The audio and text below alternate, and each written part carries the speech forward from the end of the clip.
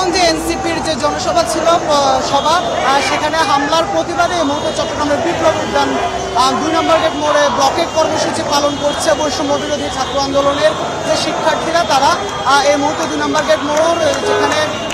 যেখান থেকে মূলত কোটা সংস্কার আন্দোলনের একটি যে পয়েন্ট, অর্থাৎ যে বিপ্লব উদ্যান 2 নম্বর গেট মোড়, সেখানেই তারা আসলে এই মুহূর্তে ব্লকেট কর্মসূচি পালন করছে। এখানে যারা জুলাই আন্দোলনে, কোটা আন্দোলনে সম্মুখ সারি যোদ্ধা, তখনকার যে সমন্বয়ক পদবী, সেই সমন্বয়করা থেকে শুরু করে এনসিপি, বাকছাস সহ বাংলাদেশ গণতান্ত্রিক ছাত্র সংসদ, এনসিপি এবং বৈষম্য বিরোধী ছাত্র আন্দোলন, অর্থাৎ 3টি সংগঠনের যে নেতাকর্মীরা, 3টি সংগঠনের নেতাকর্মীরাই আসলে এই যে কর্মসূচি, সে কর্মসূচি পালন করছে। যেহেতু আজকে গোপালগঞ্জে যেভাবে আসলে এনসিপির যে সমাবেশে যেভাবে আসলে ন্যাক্কারজনকভাবে আসলে আওয়ামী লীগ, ছাত্রলীগ এবং যুবলীগ হামলা চালিয়েছে, সেই হামলার প্রতিবাদে মূলত